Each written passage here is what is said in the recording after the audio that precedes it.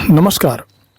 पेंशनधारियों के भौतिक सत्यापन हेतु लुत्ती पहाड़ी पंचायत सचिवालय में लगा कैंप।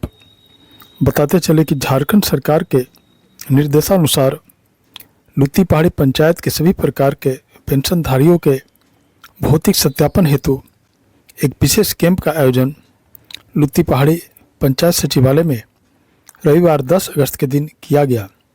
इस मौके पर पंचायत के पेंशनधारियों के आधार और बैंक खाता तथा चालू मोबाइल नंबर का भौतिक सत्यापन किया गया।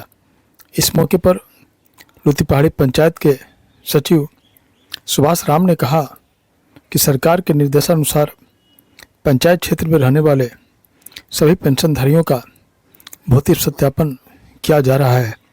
इस मौके पर लुत्ती पहाड़ी पंचायत के पंचायत सहायक अरशद मोहम्मद एवं अनुराग गुप्ता इत्यादि उपस्थित थे।